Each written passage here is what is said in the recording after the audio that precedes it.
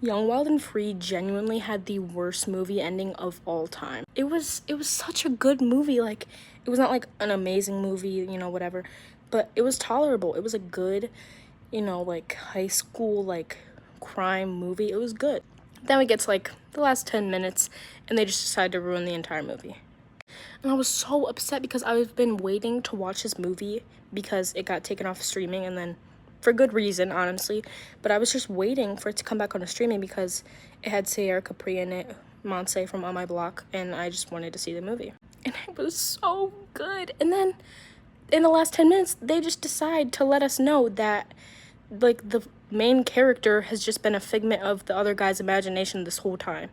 It's just like they just tried to be different with it. They tried to make it more interesting and it just failed, and they just made me mad. If you want to know context, it's basically just this high school crime movie, and this guy, he's kind of like a good kid, and then he meets this girl and she's like a criminal or whatever, so he kind of like goes to commit crimes with her.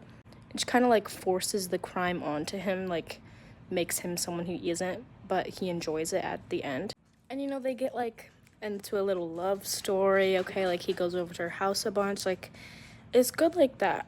And in the end, they just like go back to the beginning and show all the crime scenes, but it's just him. Like there's no girl, it's just him committing the crimes. And I'm just confused at this point, so I look it up and I just get upset immediately because then they let us know that the girl was just part of his like schizophrenic episode, his like mental crisis. And I feel like they could have executed that way better. Like they could have done that still, but just made it a better like thing. And just to kind of put it into perspective, like an example, that's like basically watching all 5 seasons of Stranger Things just for the last episode to say that 11 was just a figment of their imagination and she never existed. And that all the other characters were just having a schizophrenic episode and picturing all this nonsense, all this madness.